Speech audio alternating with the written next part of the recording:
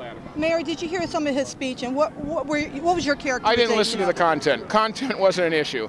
I can imagine what he said because I've heard him say before. I mean, he's an uninformed person who doesn't understand and who makes things up so he can solve problems. I mean, you know, Sharia law doesn't exist, but he likes to use that. He talks about things he doesn't know anything about.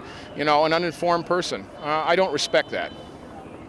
He says he's coming back and he's going to protest outside the mosque. Any reaction to that? Yeah, well, if he does, we'll deal with it when it does. I mean, we've had people protest in front of the mosque. You know, people say we don't have free speech. People have had permits from Dearborn to be in front of the mosque. It's the terms, conditions, timing, everything else. His timing was bad, the conditions were bad because we had other petitioners.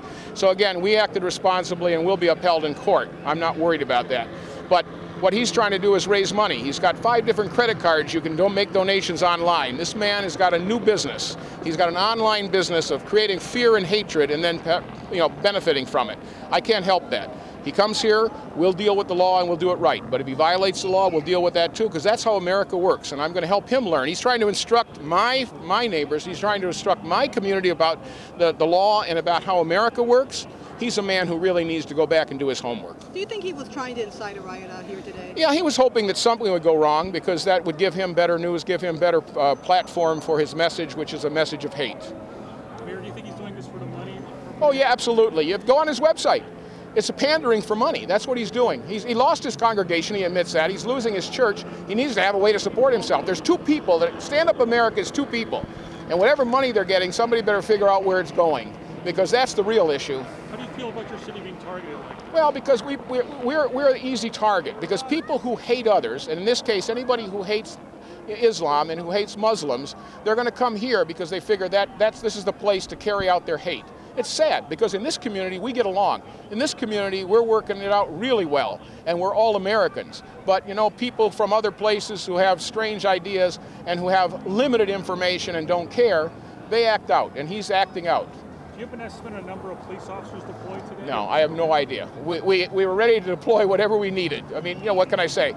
We were prepared to react to whatever was presented here today. What was presented is his free speech, which we've always said. I told him from the beginning. As you know, in an open letter, I said, you can come to City Hall anytime, no permit, no nothing.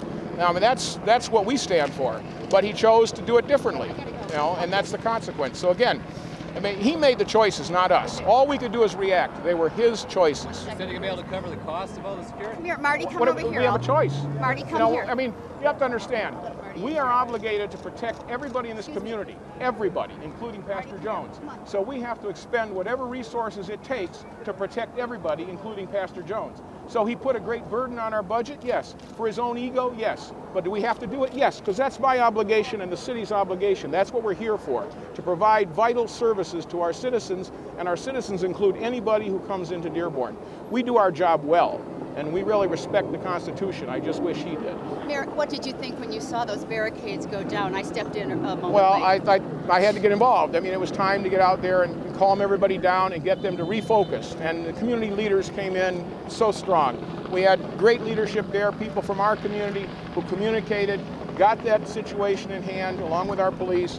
We got the tempers down and we got them back where they belong.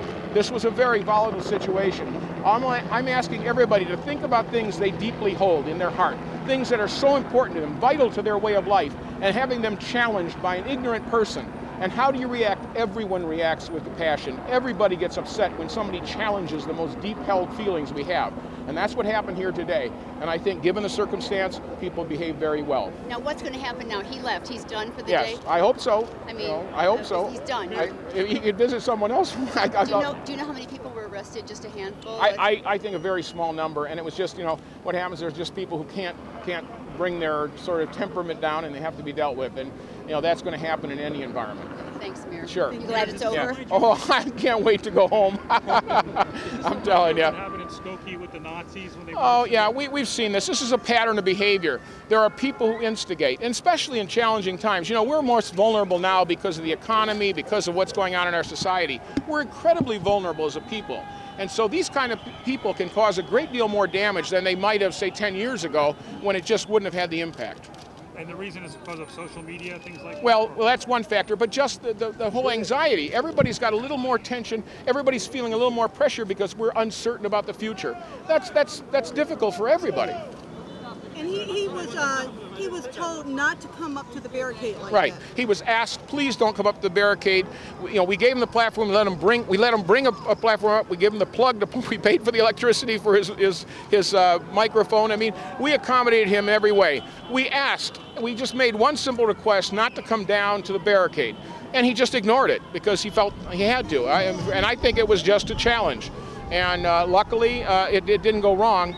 But like I said, it's only because of our police and our community leaders. The community leaders I can't say enough about. We talked about this, I met with them, and they knew that they had to be there to let people know what should be expected, to say, look, you have to calm down. At services throughout our community, people were told to ignore the event.